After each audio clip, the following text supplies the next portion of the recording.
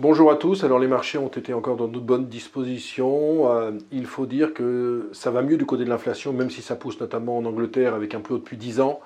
Tout simplement parce qu'on a le sentiment que par exemple la pénurie de semi-conducteurs est derrière nous. Ce sont des déclarations de Thierry Breton qui estime que le pic est derrière nous, même si ça peut durer encore quelques trimestres. Du côté de l'indice Baltic Dry, qui est l'indice du prix du transport maritime, il a reculé en l'espace d'un mois de plus de 40%, ce qui fait dire à certains que ce phénomène inflationniste est peut-être transitoire.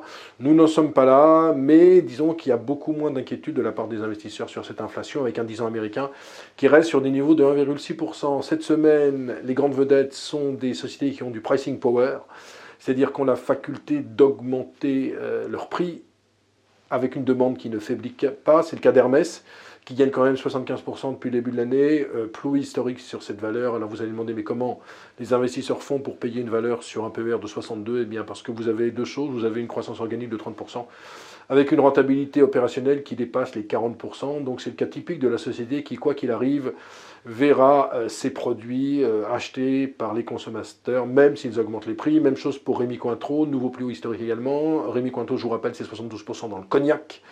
Le cognac, on peut facilement augmenter ses prix. Ils ont augmenté de 10% le prix aux États-Unis et de 8% en Europe.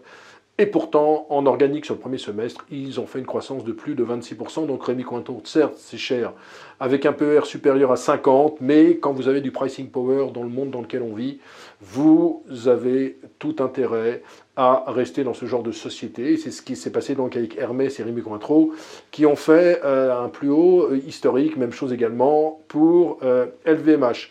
En fait, la très mauvaise nouvelle de la semaine, il n'y en a qu'une seule vraiment dans les sociétés, c'est Pierre et Vacances qui continue sa descente aux enfers.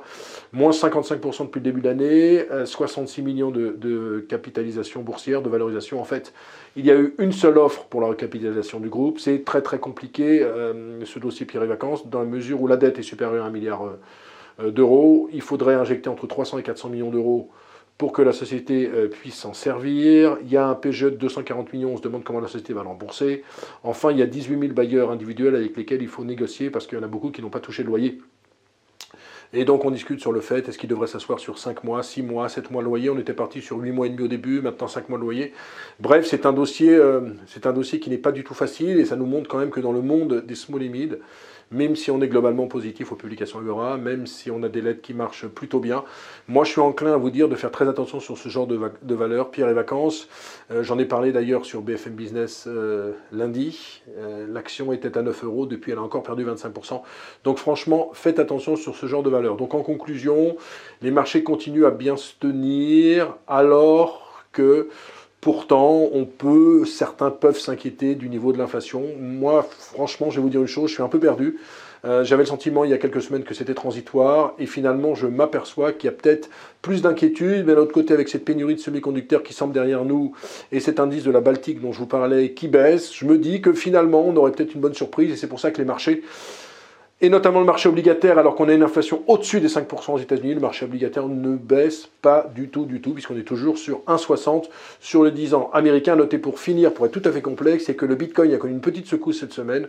On est passé sous les 60 000 $ avant de rebondir. Voilà, excellente semaine à vous, excellent week-end. On se retrouve la semaine prochaine.